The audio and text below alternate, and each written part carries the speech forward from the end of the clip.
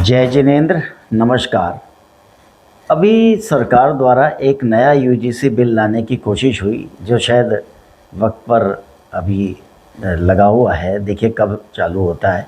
उसमें छात्रों को जो बैकवर्ड क्लास हैं उनको वर्तमान जो छात्र हैं उन लोगों से कुछ अलग दर्जा दिया है इस किस्म से कि अगर भेदभाव के तौर पर, जो कि आज कहीं देखने को नहीं मिलता, देखा जाए तो प्रताड़ित आज सवर्ण लोग हो रहे हैं।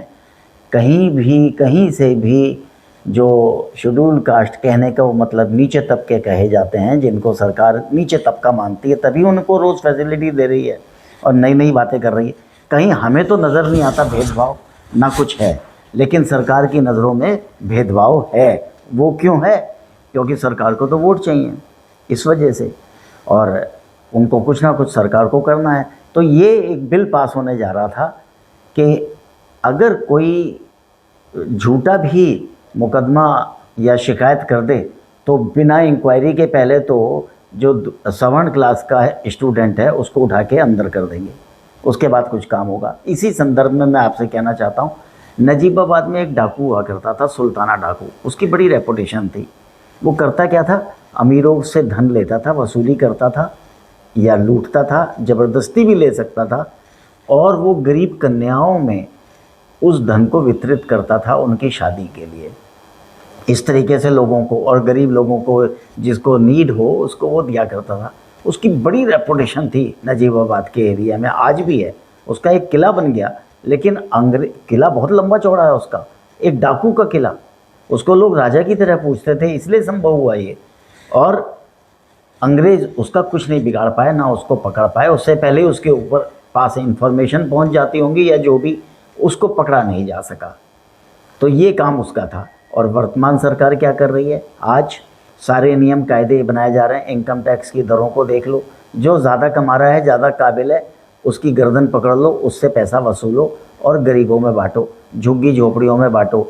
मुफ्त बिजली दो, मुफ्त पानी दो, मुफ्त एजुकेशन दो, मुफ्त राशन दो, चाहे उनको वो डिज़र्व करते हों या नहीं, बस गरीब होने चाहिए। गरीब क्यों हैं? अपने कुकर्मों की वजह से, अपने धार्मिक मान्यताओं की वजह से, अपने धर्म की वजह से 10-10 बच्चे पैदा कर रहे हैं, उनसे कोई मतलब नहीं। इंडिया के लोग हैं वो, उससे कोई मतलब नहीं। विदेशी, बांग्लादेशी, म्यांमारी, इस तरह के लोग आए हुए हैं, उनको भी वो मुफ्त राशन का वो फ़ायदा उठा रहे हैं। सरकार नहीं देख रही, क्यों?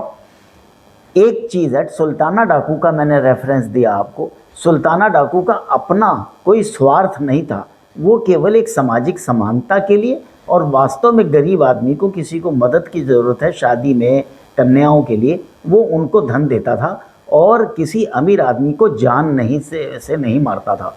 केवल उनसे वो धन लेता था, और उतना लेता था कि वो बिल्कुल ख़राब ना हो, नंगे ना हो जाएं, और ऐसे ना हो जाएं कि वो आगे कमाने लायक ना रहें। वो थोड़ा बहुत वसूली उनसे करता था, ये उसके उसूल थे।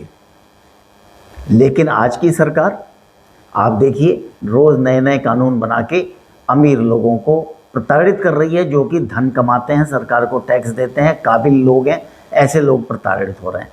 अब ये सरकार क्यों रही है? देखिए, सुल्ताना डाकू का कोई भी निजी स्वार्थ नहीं था, लेकिन वर्तमान सरकार ये एक स्वार्थ के तहत कर रही है। अब आप कहें कि ये स्वार्थ किस बात का है?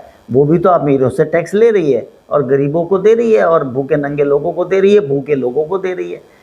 एक देखिए क्या है स्वार्थ, वो ऐसा कर रही है केवल किस लिए?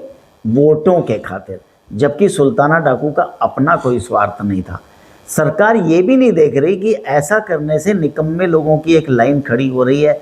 ऐसे ऐसे लोग हैं जो काम नहीं करना चाहते, मुफ्त राशन पे उनका घर चल रहा है, जगह पे कब्जा करके उन्होंने अपनी झुग्गी झोपड़ी बना ली है, और मस्ती से वो पड़े रहते हैं। हफ्ते में 2 दिन काम कर लें, उनका काम चल जाता है, इससे ज़्यादा उनकी डिज़ायर नहीं है।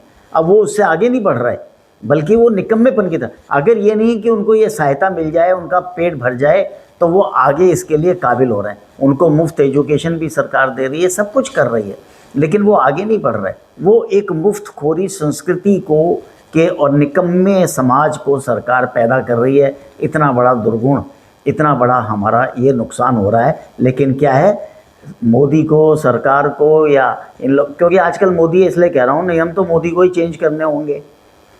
आज ये सब लगे हुए हैं चेंज कर, कोई चेंज नहीं है और निकम्मा समाज हमारा पैदा हो रहा है। मैंने प्रबुद्ध लोगों को इस चीज़ के लिए अपने एमएलए एमपी जो उनसे मिलते रहते हैं, ऐसे लोगों को अपनी मीटिंग्स में जाते हैं, उन लोगों को रोकें, वोटों के माध्यम से रोकें कि भाई अगर आप ऐसा नहीं करेंगे, ऐसे नियम नहीं बनाएंगे कि ये काम ना हो, तो हम आपको वोट नहीं देंगे या नोटा को वोट देंगे।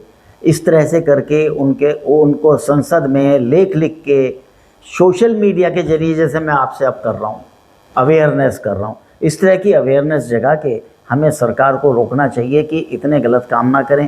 मुफ्त बिजली दो, मुफ्त पानी दो, मुफ्त एजुकेशन दो, मुफ्त ट्रांसपोर्टेशन दो, पता नहीं क्या क्या आयाम जुड़ेंगे। आखिर आप एक अमीर आदमी पे कितना बोझ डालोगे? क्या उसको तोड़ के रख दोगे या उसकी भी इच्छा ख़त्म हो जाएगी कमाने की कि मैं क्या कमा के करूँगा?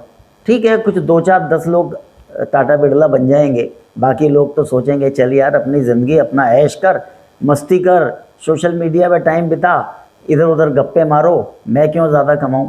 आ जाएगी सरकार वसूलने और बांट देगी, हमें भी मुफ्त राशन में एलिजिबल हो जाए। ना कमाए यार, अब 50 साल के हो गए, कमाना छोड़ और 12 लाख से नीचे या 5 लाख से नीचे अपना इनकम रखो।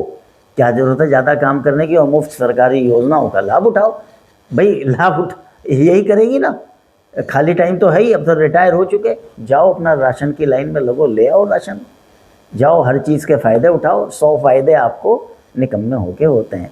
जय जिनेंद्र, मैं इतना ही कहता हूँ, इस चीज़ के लिए हमें अवेयर होना चाहिए। अन्यथा आप देखिएगा नए नए फील्ड में सरकार ये एक्सपेरिमेंट करती जाएगी और नई नई चीज़ें इसमें जोड़ती जाएगी। अभी ट्रांसपोर्टेशन भी जोड़ देगी कि गरीब आदमी है उसको ट्रांसपोर्टेशन दो, बसें फ्री दो। अभी वीमेंस के नाम पर, औरतों के नाम पे कि महिलाओं को मुफ्त फैसिलिटी मिलनी चाहिए बसों की, ये दिल्ली में चल ही रहा है। हर जगह यही हाल होगा क्योंकि उनको तो वोट चाहिए, महिलाओं के वोट चाहिए, तो महिलाओं को बसों को फ्री कर दिया कि वो महिला को कोई बस का टिकट नहीं खरीदना।